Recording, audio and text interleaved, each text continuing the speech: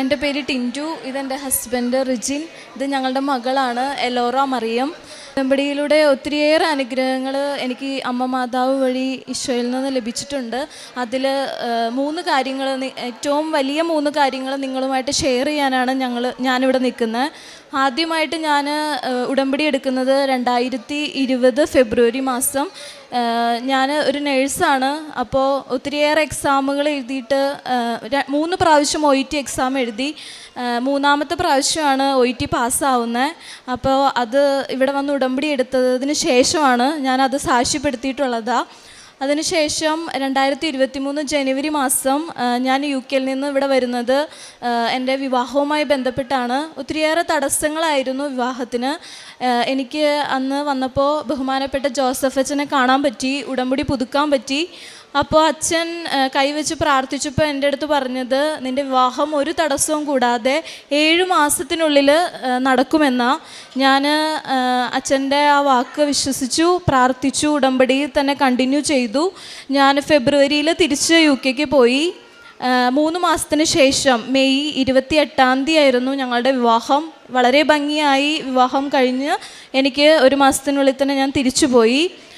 എൻ്റെ ഹസ്ബൻഡിൻ്റെ paper work തുടർന്ന് വളരെ ഭംഗിയായി നടന്നു. 1 മാസത്തിനുള്ളിൽ തന്നെ ഹസ്ബൻഡും UK അതിനുശേഷം വളരെ സന്തോഷകരമായി ഞങ്ങൾ ജീവിച്ചു പോകുന്നു. ഒക്ടോബർ മാസം എനിക്ക് അതികഠിനമായ വയറുവേദന അനുഭവപ്പെട്ടു. ഞങ്ങൾ ആദ്യം പ്രഗ്നൻസി സസ്പെക്റ്റ് ചെയ്തു. അങ്ങനെ ഹോസ്പിറ്റലിൽ പോയി, എമർജൻസി ചെന്നു. അവർ പെയിൻ കില്ലേഴ്സൊക്കെ തന്നു, കുറേ ടെസ്റ്റുകൾ ചെയ്തു, അൾട്രാസൗണ്ട്, CT. അൾട്രാസൗണ്ട് ചെയ്തപ്പോൾ അവർ പ്രഗ്നൻസി നെഗറ്റീവ് ആണെന്ന് പറഞ്ഞതുകൊണ്ട് CT സജസ്റ്റ് ചെയ്തു. CT വിത്ത് കോൺട്രാസ്റ്റ് ആണ് ചെയ്തത്. പ്രഗ്നൻ്റായ ആർക്കും CT കോൺട്രാസ്റ്റ് ചെയ്യാറില്ല. പക്ഷേ പ്രഗ്നൻസി നെഗറ്റീവ് അൾട്രാസൗണ്ടിൽ കാണിച്ചതുകൊണ്ട് എനിക്ക് CT കോൺട്രാസ്റ്റാണ് ചെയ്തത്. അപ്പോൾ അവർ പറഞ്ഞു പ്രഗ്നൻസി നെഗറ്റീവാണ്. കുറച്ച് പെയിൻ കില്ലേഴ്സൊക്കെ തന്ന് വിട്ടു. ദെൻ ഞങ്ങൾ വീട്ടിൽ വന്ന് പെയിൻ കില്ലേഴ്സ് കഴിക്കുമ്പോൾ എൻ്റെ വയറുവേദന കുറയും, പക്ഷേ വീണ്ടും കൂടും.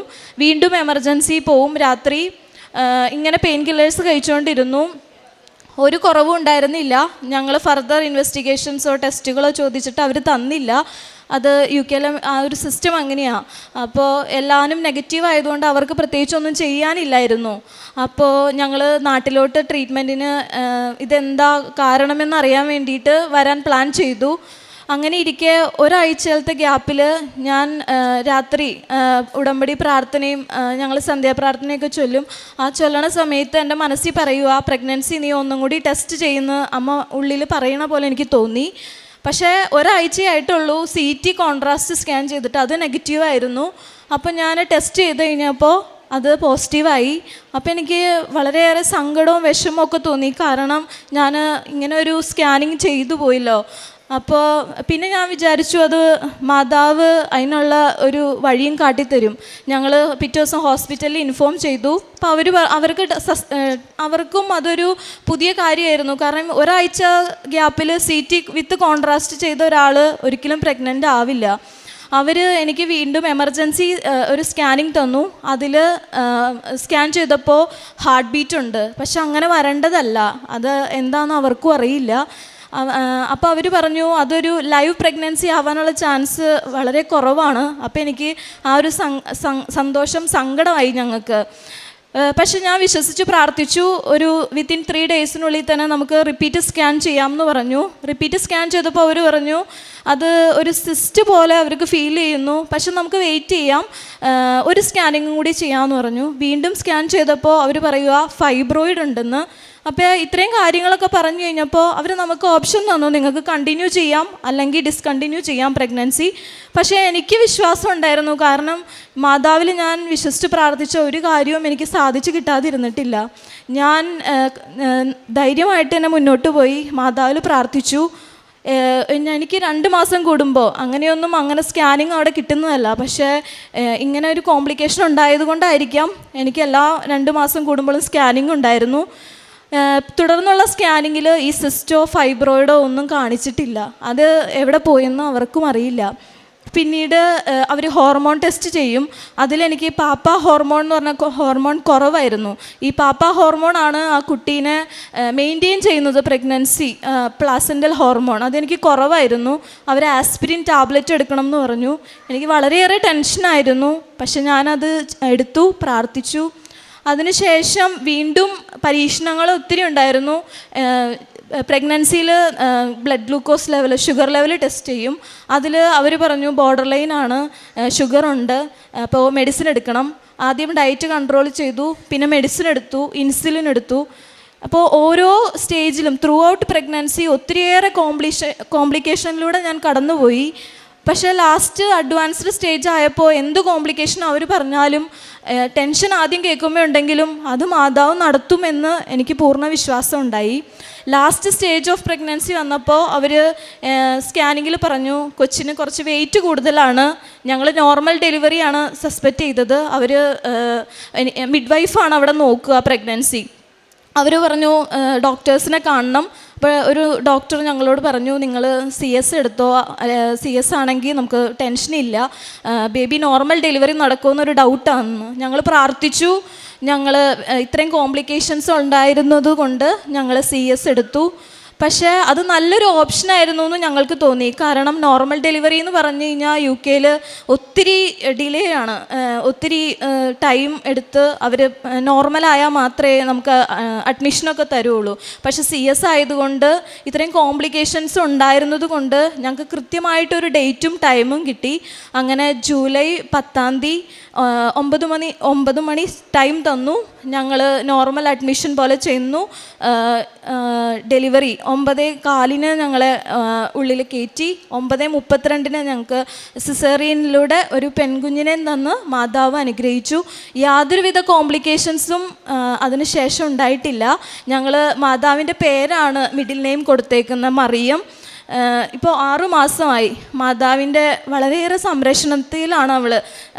ഉള്ളിലുണ്ടായിരുന്നപ്പോഴും പുറത്തുള്ളപ്പോഴും ഒത്തിരിയേറെ അനുഗ്രഹം മാതാവ് അവൾക്ക് ഇപ്പം തന്നുകൊണ്ടിരിക്കുന്നു. അതിന് ഞങ്ങൾ നന്ദി പറയുന്നു.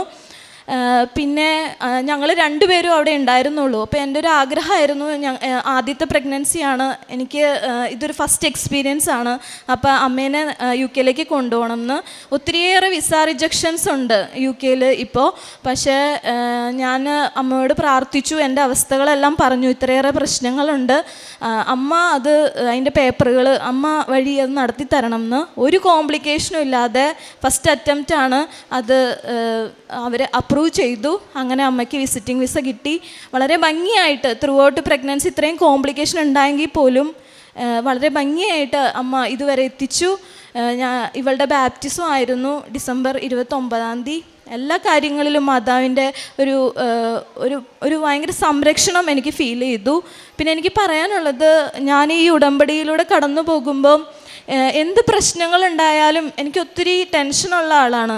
ആ ടെൻഷനുകൾ എനിക്ക് കിട്ടിയാലും അത് വളരെയേറെ സന്തോഷത്തോടു കൂടി അത് അമ്മ അതിനെനിക്കൊരു വഴി തരും എന്നുള്ളൊരു വിശ്വാസം ഇന്നുണ്ട്. പിന്നെ ഡ്യൂട്ടി സ്ഥലത്തൊക്കെ ആണെങ്കിലും എനിക്കറിയില്ല ഈ ഉടമ്പടിയിൽ ഇരിക്കുന്നത് കൊണ്ടാണോ എന്നറിയില്ല, ഇത്രയും പ്രശ്നങ്ങളും കാര്യങ്ങളും ഉണ്ടെങ്കിലും ചെയ്യുന്ന ഡ്യൂട്ടി വളരെ മനോഹരമായിട്ട് ചെയ്യാനും കാണുന്ന പേഷ്യൻസിലൂടെ രോഗികളെ വളരെ നന്നായി ശുശ്രൂഷിക്കുവാനും ഒക്കെ എനിക്ക് സാധിച്ചു. അതെല്ലാം ഈ ഉടമ്പടിയുടെ ഒരു സംരക്ഷണമാണ്. അപ്പോൾ അമ്മ ഞങ്ങൾക്ക് തന്ന ഈ ഏറ്റവും വലിയ അനുഗ്രഹത്തിനെ ഞങ്ങൾ നന്ദിയോടുകൂടി ഓർക്കുന്നു. അടുത്ത മാസം ഞങ്ങൾ തിരിച്ചു പോവുകയാണ്. തുടർന്നുള്ള ഞങ്ങളുടെ ജീവിതത്തിലും മാതാവിൻ്റെ സംരക്ഷണം ഉണ്ടാകും. ആ ഒരു വിശ്വാസത്തോടു കൂടി ഞങ്ങൾ നിർത്തുന്നു. നന്ദി. കാരുണ്യ പ്രവൃത്തികൾ ഞങ്ങൾക്ക് കഴിയുന്ന രീതിയിൽ ഞങ്ങൾ എല്ലാവരെയും സഹായിക്കാറുണ്ട്. ഉടമ്പടിയിൽ വന്നതിന് ശേഷമാണ് ഇത്രയും പ്രാർത്ഥനാ വിശ്വാസവും കാര്യങ്ങളൊക്കെ കൂടാൻ സാധിച്ചത്.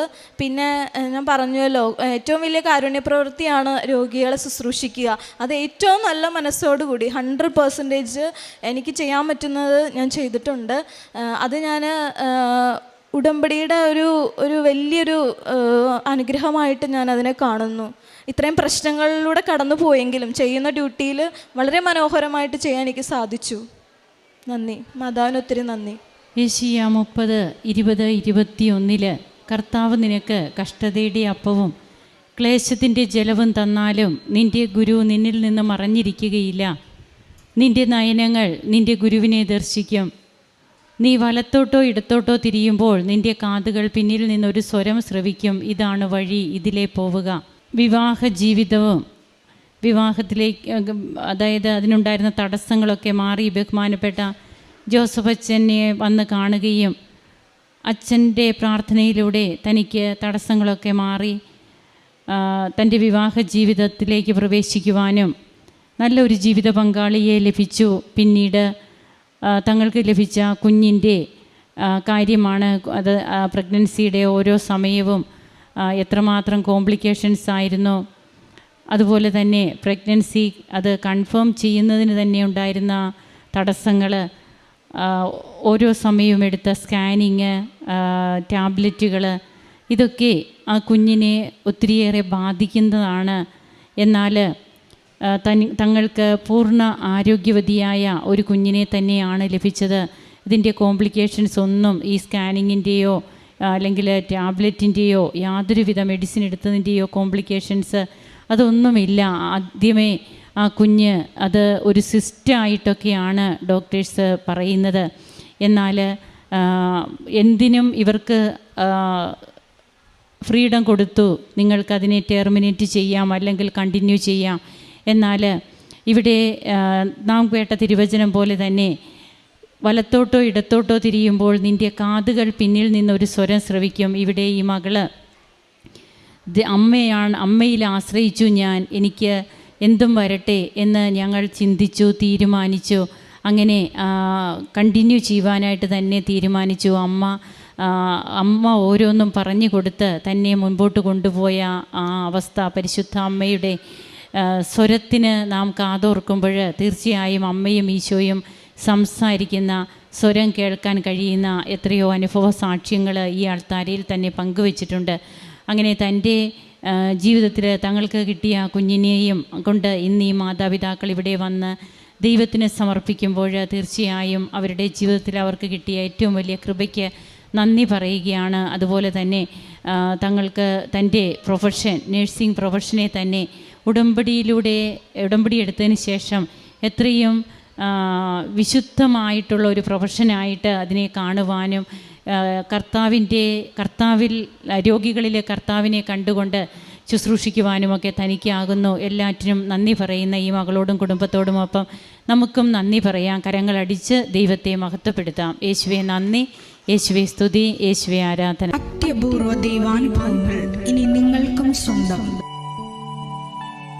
ഈ യൂട്യൂബ് ചാനൽ ഇതുവരെ സബ്സ്ക്രൈബ് ചെയ്തിട്ടില്ലെങ്കിൽ ഇപ്പോൾ തന്നെ സബ്സ്ക്രൈബ് ചെയ്യുക.